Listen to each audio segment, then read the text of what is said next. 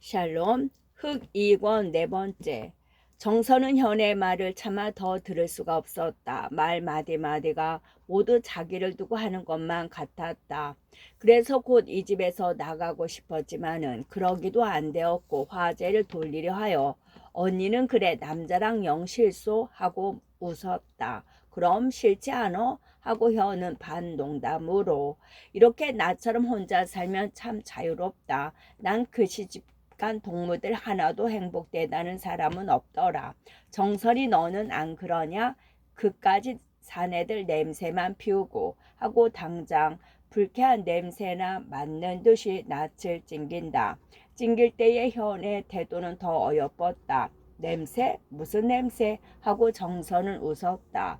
입 구린내, 발 고린내, 머리 떼내, 맨 냄새지. 그리고 되지 못하게 안 입고 온내. 왜 넌 산에 냄새 없든? 하고 현도 웃는다.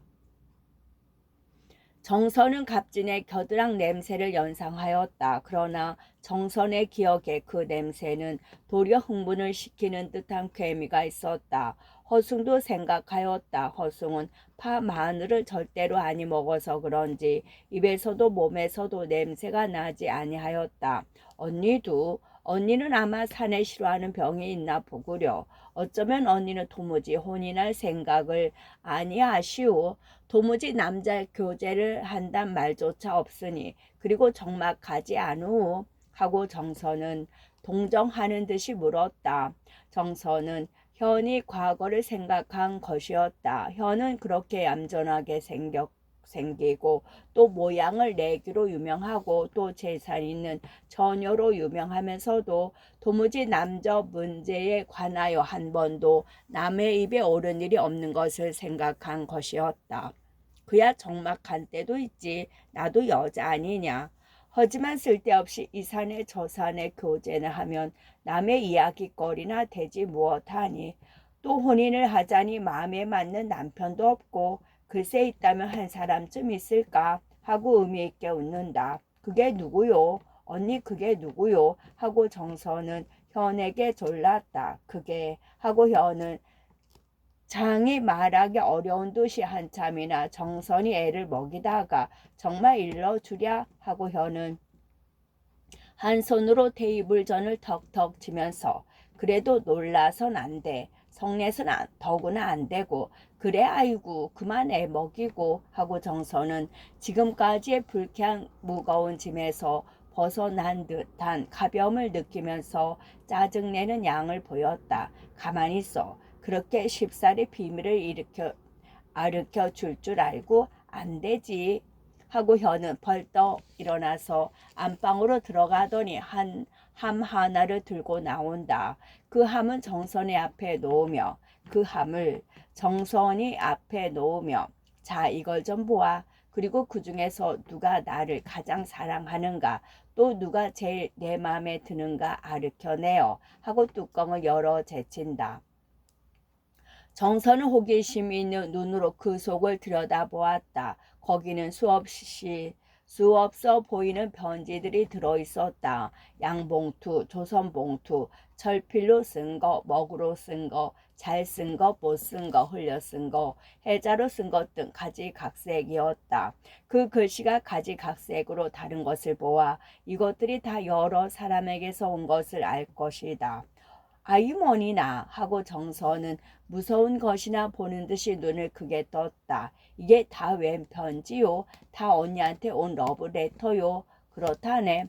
그것도 같은 사람한테서 온 여러 장 중에서 가장 대표적인 것만 하나씩 골라서 표본으로 모아둔 것이란 말이야. 처음에는 오는 대로 뒤지지 않고 불쏘시개도 했지만은 차차 생각해 보니까 표본만을 모아두는 것이 후일에 참고될 것도 있을 듯하단 말이지. 또 재미도 있고 그래서 작년부터 이렇게 모으기를 시작한 것이란 말이야. 내가 이렇게 받았으니까 정선이도 퍽 많이 받았을 테지. 나보다 어여쁘고 젊고 부자요.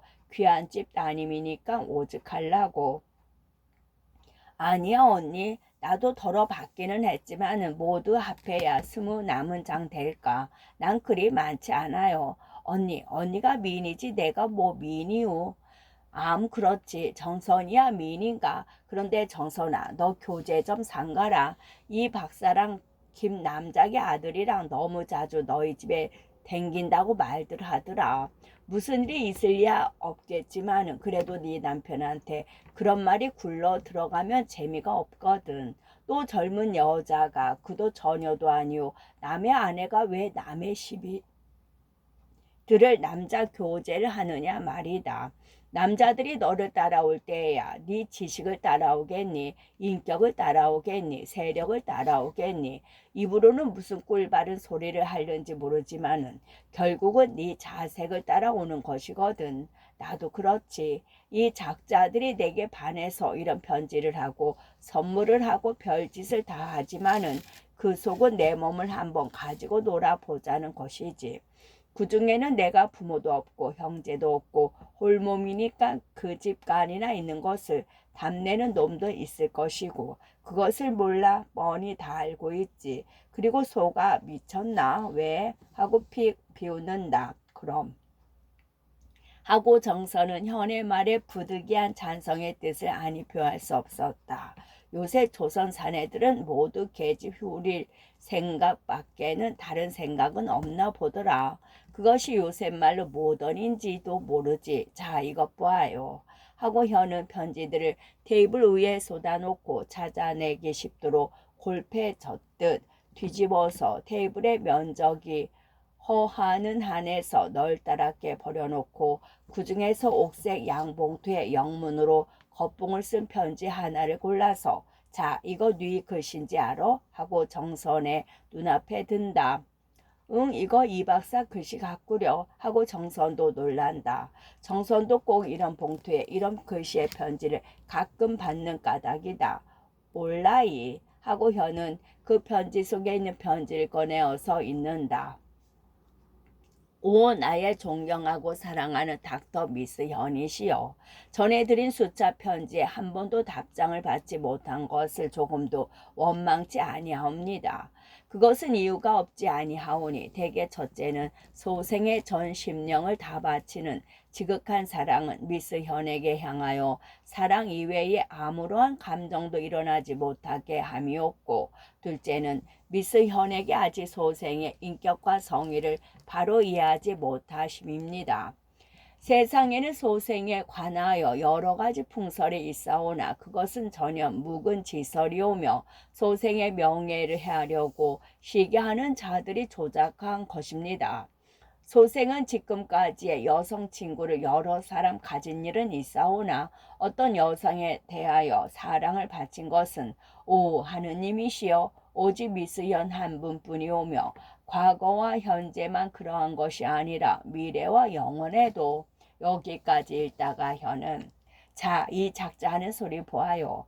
다른 여자는 다 친구요. 에이만은 나 하나뿐이라나. 허허. 아마 이런 소리는 누구에게나 했을 소리인 줄을 내가 모르는 줄 알고 술래 서분이한테도 이 소리는 했을 게다. 니게는 안 했든 하기는 이 작자만은 아니야. 여기 있는 편지들을 보면 대개는 내게 대한 것이 첫사랑이라지. 사랑에 거짓말을 하는 놈들이니 다른 일에야 더 말할 것 있나. 그러니까 나는 이 작자들을 안 믿는단 말이야. 누구누구 하는 놈들이 다 거짓에 껍데기 씌운 놈들이든 셀피시하고 대체 별소리가 다 많아요. 저는 아직 정남이라는 둥, 상처를 했다는 둥, 가문이 양반이라는 둥, 귀여운 소리를 하는 애숭이도 있고 어떤 이는 사뭇 살려달라고 애걸하는 작자도 있고 또 어떤 작자는 내가 혼자 사는 것이 가여우니 자기가 나를 보호하고 위로하는 사람이 대마하는 자성가도 있고 대체 없는 소리가 없지. 또 이거 하나 보렴 하고 현은 기름한 흰 봉투에 먹으로써 잘 쓴 편지 한 장을 골라 들고 이것 보아요. 이게 누구게? 하고 편지 끝에 있는 서명을 보인다. 이것은 뭐 교육자요 종교가 하다. 이 어른도 그런 편지요? 하고 정선은 더 크게 놀란다. 자, 이것도 하나 보아. 이건 누군데? 하고 또 한 편지를 보인다. 그것을 본 정선은 어안이 벙벙하였다. 그것은 어떤 이름난 교육자였다. 또 이건? 하고 굉장히 큰 봉투 하나를 집어든다. 정선은 웃지 아니할 수 없었다. 그것은 나만은 어떤 재산가였다. 현도 깔깔 웃었다. 현은 특색 있는 여러 편지를 정선에게 보인 뒤에 얘 보가 난로 좀 피워라 하여 전기 난로에 불을 피우게 하고 정선아 너 썩 재미있는 편지 하나 보련 하고 두 손가락을 빳빳하게 뻗쳐가지고 편지를 위로 몇 번 들더니 그 중에서 황지 편지에 철필로 되는 대로 갈긴 편지를 다른 커다란 편지 밑에서 찾아내었다. 다른 사람들은 다 상동 편지지에 극히 정성스러운 필적을 썼지만은 황지 외겹 봉투에다가 철필로 막 내갈린 것이 눈에 띈다. 그 글씨조차도 아주 유치하였다. 너 이 글씨 아니? 잘 알겠구나. 하고 현은 정선을 놀려 먹는 듯이 눈을 끔쩍하였다. 정선은 그 글씨는 본 적이 없었으나 현의 말 눈치로 그것이 갑진인 것을 짐작하였다. 그러나 정선은 마음에도 없이 잘 모르겠는데 하였다. 좀 보아요. 네 애인이 내게 보낸 연애 편지니 좀 보아요. 나는 지금까지 본 편지 중에서 이 사람 편지가 제일 스키야 좋아. 다른 사람들은 뭐라고 짓고 꾸미지. 그렇지만 이 작자는 그것은 없거든. 자 보아요. 내 읽을게. 하고 현은 웃음 절반으로 갑진의 편지를 들고 읽는다. 그 편지지도 편전을 막 뜯어서 머리가 들쑥날쑥이다. 현의사, 난 당신 속 모르겠소. 당신같이 젊고 아름다운 사람이 왜 남자를 모르시오? 인생의 낙 가운데 남녀의 낙같이 좋은 것이 또 있소. 나하고 사랑합시다. 내 인생의 새로운 방면을 가르쳐 주리다. 까지 읽고 현은 어때? 이 작자의 수작이 하고 읽기를 계속하여 나는 지금 조선에서는 제일 잘난 사내요. 젖비린내 나고 문화 정도가 낮은 조선 계집애는 도무지 아이 짝이 아니대요. 오직 현 의사만이 내 짝이 될 것 같소 하고 현은 또 이 작자 하는 소리 보아요 하고 깔깔 웃는다. 그러나 정선은 웃을지 울지 어찌할 바를 몰랐다. 다만 이새만 빨았다. 또 봐요. 끝이 더 장관이니 하고 현은 또 읽는다. 나는 여태껏 어떤 여자든지 맘에 두고는 내 것을 못 만들어 본 일이 없소. 오직 세 사람이 있을 뿐이요. 그것은 현 의사와 현 의사가 사랑하신다는 윤정성과 또 하나. 이것은 이름을 말하더라도 현 의사는 모르시리다. 맘에 두고 아직 손에 넣지 못한 것이 이 세 사람 뿐이요. 그런데 윤정선은 내 친구의 아내요. 그렇지만 그 애는 아직 시집가기 전부터 내가 눈독을 들였는데 고만 허숭이 놈한테 빼앗겨 버리고 말았소. 그러나 사내가 한번 마음을 먹었다가 흐지부지하고 어떻게 산단 말요. 내 일주일 안에 그 계집애를 내 손에 넣기로 작정을 하였으니 그 일이 끝나면 또 한 계집애한테 분풀이를 하고 나서 그 뒤에는 과거의 복잡한 생활을 정산하고 당신을 참으로 사랑해 볼까 하오. 여기까지 읽고 현은 인제는 날더러 당신이라고 하고는 또 읽는다. 내 들으니 당신은 도무지 사내를 접촉하지 아니하고 아무리 후려도 넘어가지 아니한다 하니 조선에도 이런 여자가 있는가 단복함을 마지 아니합니다.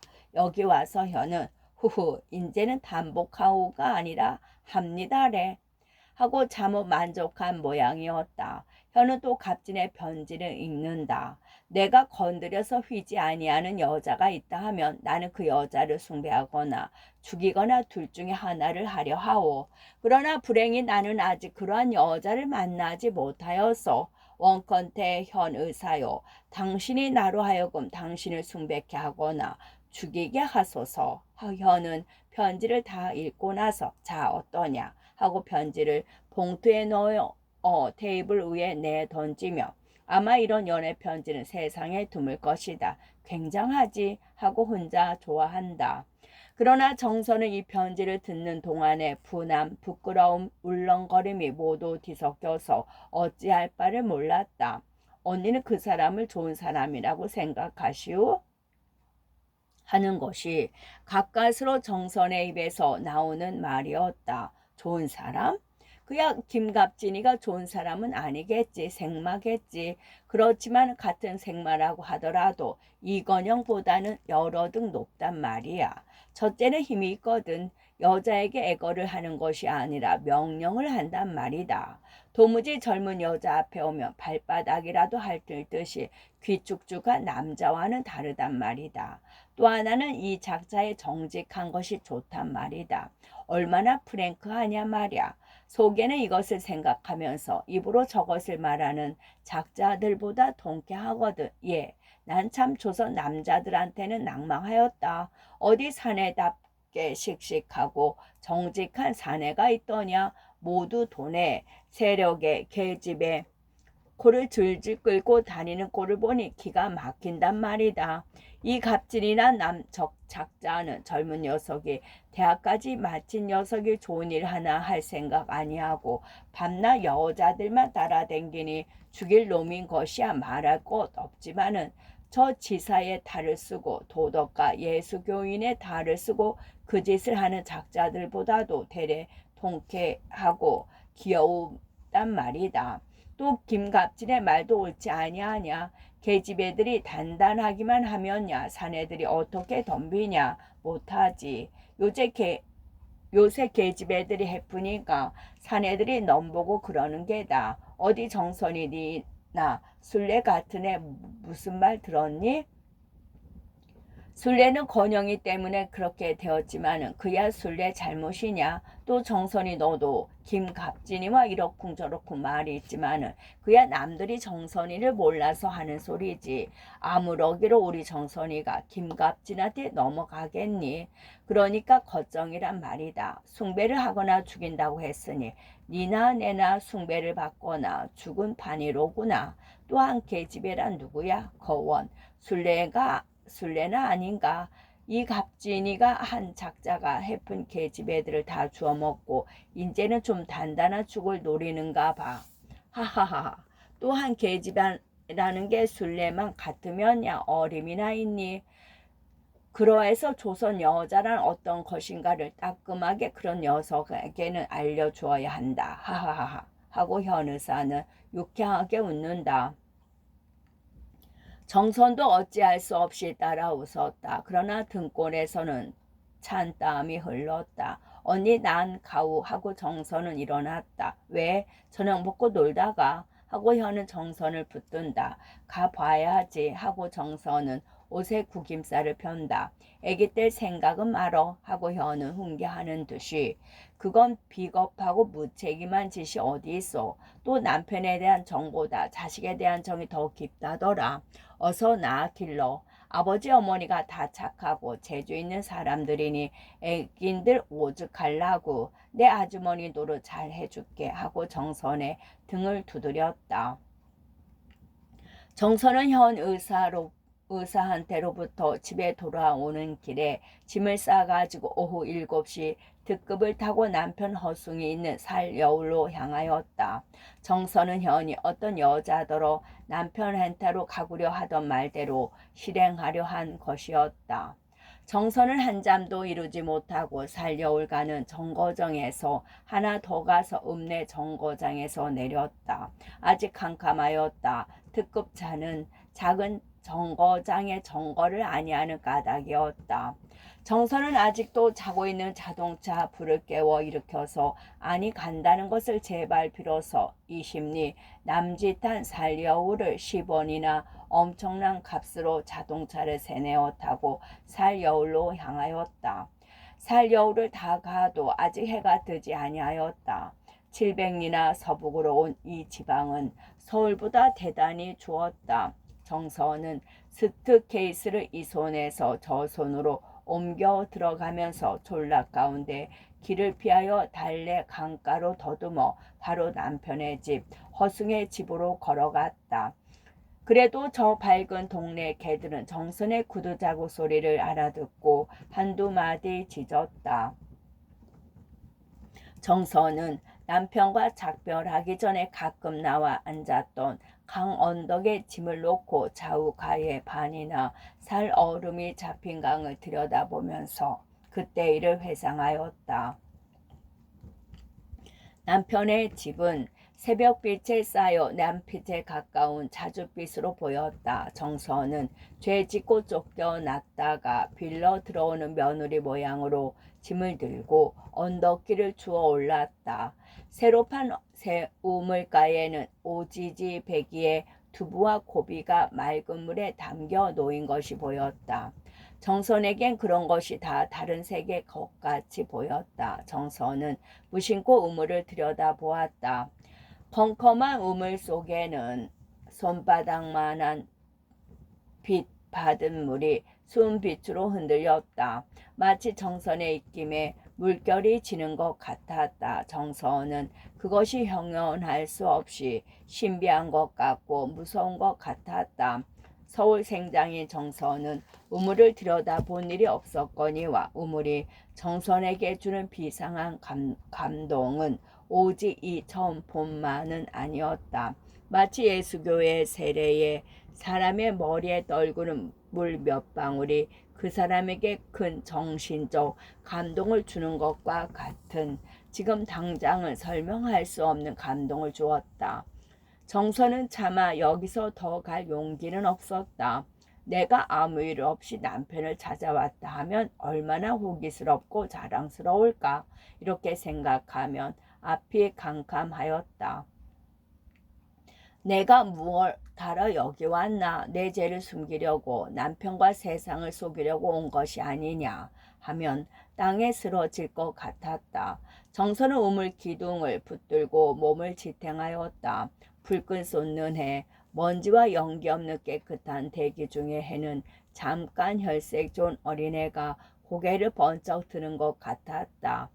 누런 신선한 햇볕이 우물 기둥에 기대어 괴로워하는 정선의 몸을 비추었다. 그것은 한 폭 그림이었다. 우물에서도 수십 척이나 되는 언덕을 올라가야 남편의 집이다. 그러므로 여기서는 남편의 집은 보이지 아니한다. 정선은 또 우물을 들여다보았다. 손바닥만 하던 한 점은 커져서 환하게 열린 수면이 정선의 얼굴을 비추고 있었다. 정선은 제 그림자를 무서워하는 듯이 흠칫하고 뒤로 물러섰다.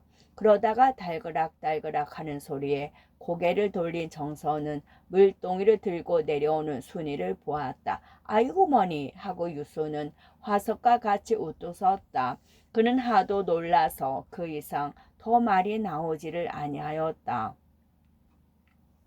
정선도 숨만 시끈거릴 뿐이요 말이 나오지 아니하였다. 억함인가 질투인가. 정선에게나 유순에게나 이 자리는 유쾌한 장면은 아니었다. 미움 분함에 가까운 감정이 거진 같은 날카로움으로 마주선 두 여자의 가슴을 폭폭 찔렀다. 겨울 아침다운 싸늘한 광경이었다. 아이고 너 얼마나 애를 썼니. 먼저 이 괴로운 정막을 깨트린 소임은 정선이가 할 수밖에 없었다.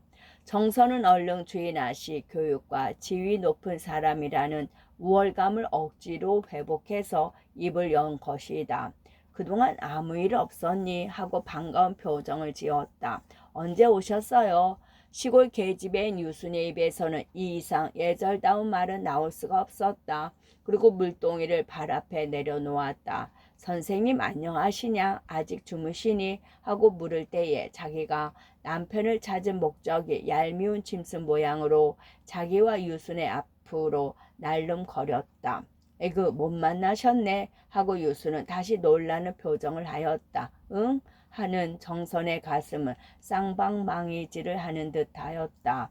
그저께 아침차로 서울로 올라가셨는데 하고 유수는 가여워하는 듯이 정선을 보았다. 뭐? 어저께 아침차? 네, 그저께 아침차요. 어제 아침차 아니고? 아니야요. 그저께가 장날인데 장날 아침차로 떠나셨는데 하고 수는 알 수 없는 일이다 하는 눈을 짓는다. 정선은 그만 슈트케이스 위에 쓰러져 울었다. 몸부림이라도 할 듯이 울었다. 뭐요? 선생님 내려오신 줄 아시면 곧 돌아서서 오실걸요. 하고 정선이가 아무리 기다려도 오지 아니하는 남편을 찾아 허위 단심으로 밤차를 타고 왔다가 남편을 못 만나서 우는 것으로만 생각하고 유수는 눈물이 쏟아지도록 동정하는 마음이 생겼다. 지금까지 가슴에 있던 질투의 그림자조차 다 쓰러지고 말았다. 들어가세요, 추운데 하고 유수는 가만히 정선의 발을 잡아 끌었다. 정선은 방황하지 아니하고 유순에게 끌려 일어났다. 유순은 물동이를 우물가 물동이 자리에 놓고 정선의 짐을 들고 앞을 서서 언덕길을 걸어 올라갔다. 정선도 그 뒤를 따랐다. 장쾌한 아침 햇살이 입 떨린 나무 사이로 걸어가는 두 여자를 고동색 언덕빛과 조선에서만 보는 쪽빛 하늘 배경 앞에 그려내었다. 그러나 어두운 정선의 가슴에서 쏟는 검은 눈물은 막을 수 없이 앞을 가리웠다. 한갑 어머니가 부엌에서 새벽 동자를 하다가 반색을 하고 나와서 정선을 맞는다. 정선은 괴로움으로 찌그러지고 눈물로 젖은 나체 억지 웃음을 지어서 한갑 어머니의 인사에 대답하였다. 아, 남편의 방. 정선은 남편의 방에 들어간 아내다.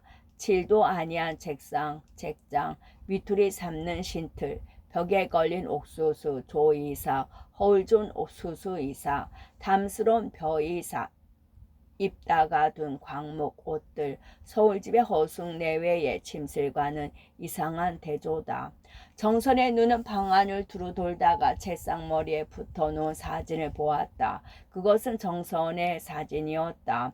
자기가 남편을 잊고 있는 동안에 남편은 날마다 이 사진을 보고 자기를 생각하던 것을 생각하니 슬펐다. 정선은 책상 위에 놓인 공책을 열었다. 그것은 시골 보통학교 아이들이나 쓰는 연필 공책이었다. 10월 며칠 오늘도 아내에게서 편지가 안 온다. 오늘은 동네길 역사를 하였다. 다들 재미를 내고 열심히 하는 것이 기뻤다. 내일은 우물을 치고 우물길을 수축하기로 작정하였다. 이 모양으로 살여울은 날로 새로워가고 힘이 써가는 것이다. 살여울은 곧 조선이다. 그런데 왜 우리 정선에게서 편지가 없을까? 이런 구절도 있었다. 정선은 남편의 일기책을 더 뒤져보았다. 11월 춥다. 쌀값이 오른다고 기뻐들 한다. 협동조합 절이 자금이 있었기에 망정 그것이 아니었다면 이 동네 사람들도 싼 시세에 다 팔아버렸을 뻔하였다. 이 동네 부자들도 조합에 들어주기만 하였으면 좋으련마는 자금 부족도 없으련마는 그렇지만은 최후의 승리는 우리에게 있다. 도무지 웬일인가 정선이가 병이 났나 퍽 그립다. 또 얼마를 지나가서는 그럴 리가 없다. 그의 말은 못 믿을 말이다. 남의 아내를 의심케 하려는 필요한 방관이다. 라고 쓴 것이 있다. 글씨도 크게 함부로 갈기고 또 어느 날이라는 날짜도 아니 적혔다. 정선은 놀랐다. 이것이 무엇을 의미하는 것일까? 그의 말이란 그란 누구요? 말이란 무슨 말일까? 아내를 의심케 하는 말이라고 하니 또 그 말에 매우 흥분된 것을 보니 정선의 정조에 관한 문제일 것이다. 그러면 자기와 갑진과의 관계에 대한 누구의 밀고인가? 그것이 대체 누구일까? 오, 이건영이 하고 정선은 혼자 대답하였다. 갑진에게 대한 질투로 이런 일을 하염직한 일이다 하였다. 그렇기만 하면야 변명할 게도 없지 않지. 전혀 묵은 지설이라고 그러지. 이렇게 속으로 작정하고 정선의 호는 둘로 갈라져 한 호는 안심하고 한 호는 부끄러웠다. 인제야 속일 수밖에 있나 하고 정선은 남편을 대하게 될 때에 할 변명거리를 생각한다. 그럼 무엇 속이는 건가? 말을 아니하는 게지. 그대로 실토를 했다가는 큰일 나게. 아이 부끄러워. 아이 부끄러워. 입 꼭 다물고 있으면 고만일걸. 왜 실토를 해? 시골 사람은 무섭다던데. 남편이 어찌할 줄 알고 그 말을 해. 가만히 있지. 남편을 속이는 것이 미안이야 하지만은 누가 어땠나? 무엇 단 한 번.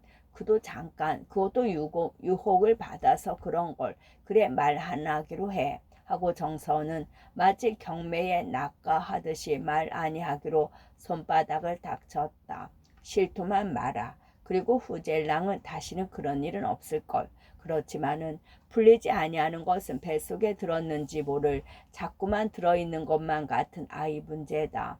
단 한 번, 그것도 잠깐이라고 정서는 갑진이와 새에 지어진 자기의 허물이 바늘 끝으로 한번 낯짝한 자국에 지나지 않게 작게 보려고 하지만은 그 단 한 번이라는 것이 생리적으로 심리적으로 영원히 소멸할 수 없는 자취를 남겼을 뿐더러 만일 잉태한 것이 사실이라 하면 새로 생긴 생명을 통하여 아버지 어머니 아들 딸 하는 일륜 관계까지 발생하게 할 것이다. 자궁을 긁어내어 달랠 걸 하고 정서는 후회한다.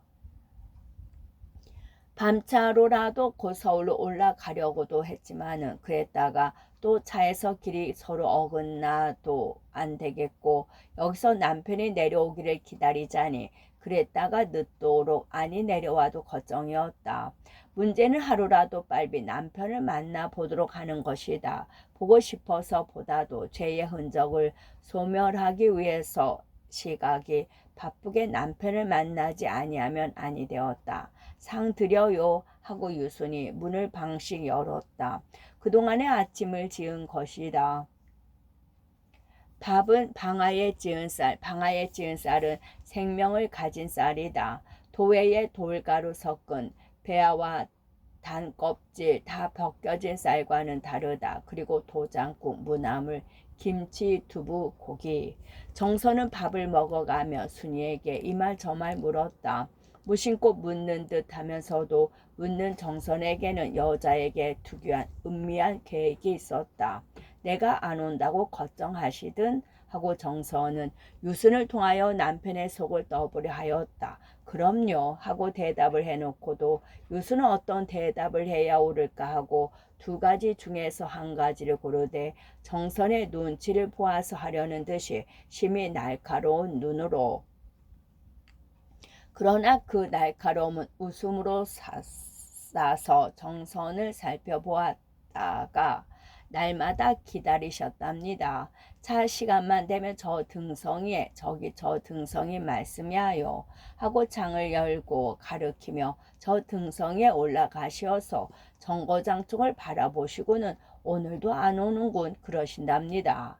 편지도 기다리시든 하고 정선은 물을 필요도 없는 말을 묻는다. 그럼요. 우체 사령이 왔다 가며 퍽이나 섭섭해 하시는걸요. 하고 유수는 허숭이가 길게 한숨을 내쉬고 무슨 생각에 잠기던 것을 생각하고 그 모양을 정선에게 더 자세히 그리려 하였으나 자기가 허숭에게 너무 깊이 관심하는 것을 정선이가 되려 이상히 알까 보아 고민하고 입을 다물었다. 서울 가시기 전에 무슨 말씀 없든 하고 정선은 무심코 돌아오는 듯이 목적한 정통에 맞는 살을 쏘았다. 유수는 이 말에 대답하기 전에 그저께 식전차를 타러 떠날 적에 가방을 들고 주재소 앞 큰 길까지 나간 자기를 숭이가 어깨를 껴서 정답게 한번 안아주며 내 갔다 올게 하고 손을 꼭 쥐어주던 것이 생각되어서 낯이 붉게 됨을 깨달았다. 이것은 처음 되는 일이었다. 그 아내 정선에게 충실하여 유순의 손길 하나 건드리는 일이 없던 허숭이가 어찌하여 유순에게 이만한 친절을 보였을까? 그것은 다만 먼 길을 떠나는 작별일까? 또는 아내 되는 정선에게 대한 의심과 불만이 숭에게 남편으로서 받는 도덕적 제한을 늦추어 준 것일까? 또는 진정으로 담아 떨끝만한 발표도 없이 숭에게 바치는 순의 뜨거운 사랑에 대한 대답을 작별의 순간 춥고 어둡고 감회 많은 순간에 잠깐 드러낸 것일까? 별 말씀 없으셔요. 어디 무슨 말씀 하시나요? 하고 유수는 정선에게 속 뽑히지 아니할 자비를 하였다. 그 전날 무슨 편지 안 왔어? 하고 정선은 숭늉에 밥을 만다. 편지가 왔던가 봐요. 하고수는 대수롭지 아니한 것 같이 대답한다. 무슨 봉투, 서양 봉투, 일본 봉투 하고 정선은 중요한 단서나 잡은 듯이 밥술을 대접에 걸쳐놓고 묻는다. 서양 봉투인가 봐요. 그래 선생님이 그 봉투를 보시고 무얼 하대? 전 자세히는 못 봤어요. 하지만 나중 보니까 그 봉투가 온통 조각조각 찢어졌어요. 그래 그 찢어진 거 어디 있니? 아궁에 넣어서 태워버렸죠. 태워버리라고 하시던걸요. 한 조각도 없이 요만큼도 글자 한 자라도 붙어 있으면 좋으니? 하고 정선은 애를 탔다. 그것이 누 편지인가 아무렇게 해서도 알고 싶었다. 없습니다. 다 탱걸요. 하고 수는 뚝 잡아댄다. 그래도 나가 찾아보. 혹시 한 조각 남았나 어여. 하고 정선은 정답게 유순을 졸랐다. 유수는 부엌에 나가서 종이 조각을 찾아보았다. 있을 리가 있나 하고 유수는 다시 방으로 들어와서 없어요 하고 보고하였다. 잘 찾아보아 하고 정선은 유순이가 마치 찾을 수 있는 것을 일부러 아니 찾기는 하는 듯이 좀 화를 내었다. 그는 오래간만에 남편의 집에 오는 맛에 웬 찢어진 종이 조각을 찾느냐고 안달하는 것이 어떻게 우스운 것인지는 미처 생각하지 못하였다. 유수는 정선의 행동이 좀 불쾌하였다. 우물가에서 쓰러져 울 때에 솟았던 동정이 다 쓰러지고 말았다. 우선 남편은 서울 간 지가 이틀이 넘도록 정신도 없이 있다가 터덜거리고 내려온 것이 싱겁게 보였다. 그런데 그 편지는 대관절 무슨 편지길래 그리 애조를 하는가? 아마 정선이가 서울서 무슨 죄를 지었는데 그 편지는 그 죄를 허 선생에게 일러 바치는 것인가 하기는 그 편지를 받자마자 허숭이 그것을 박박 찢어 버리는 양이 수상도 하였다. 유수는 이렇게 생각하면서 그 편지 조각을 찾아내어서 정선에게 보이고 정선이가 그것을 보고 어떤 모양을 하는가 보고 싶었다. 유수는 다시 부엌으로 내려가서 나무단을 드러내고 부엌 구석을 뒤진다. 넌 아까부터 무얼 그리 찾니? 하고 아궁이 앞에서 감자를 깎던 한갑 어머니가 순을 돌아본다. 편지 찢은 조각요 하고 순은 참 할머니 편지 찢은 조각 못 보셨어요? 하고 입에 손을 대고 웃는다. 편지면 편지지. 편지 찢은 조각은 다 무엇이냐? 하고 한갑 어머니는 호기심을 일으킨다. 그런 큰일에 편지가 있답니다. 어제 한 조각도 안 남았어. 어째 한 조각도 안 남았어. 죄다 아궁에 들어갔나요? 이런데 한 조각 남아있으면 자키나 좋아. 옳다. 여기 하나 있다. 하고 순이가 종이 조각 하나를 얻고 후후 먼지를 분다. 찾았니? 하고 한갑 어머니도 염려가 놓이는 듯이 어디 나 좀 보자 하고 고개를 내민다. 자요. 하고 수는 불규칙한 사각형으로 찢어진 종이 조각 하나를 한갑 어머니 눈앞에 갖다 댄다. 거기 뭐이라고 썼는데 그렇게 야단이냐? 어디 좀 읽어봐라. 넌 글 알지? 내가 아니 눈이 발바닥이지 아무리 야학을 해도 모르겠더라. 밥야 법여까지 밖에는 더 안 들어가는 것을 어떡하냐. 우리 아인 알지. 그럼 한갑인 진서도 알지. 아이고 이번 고등법원에서나 우리 아들이 무사히 될라나 하고 한갑 어머니는 우연히 일어난 아들 생각에 종이 조각 문제는 잊어버리고 감자 껍질만 득득 긁는다. 수는 여기 한 조각 있습니다. 하고 부엌에서 얻은 종이 조각을 정선에게 갖다 주었다. 정선은 숟가락을 소반 위에 내동댕이를 치고 어디 하고 끝.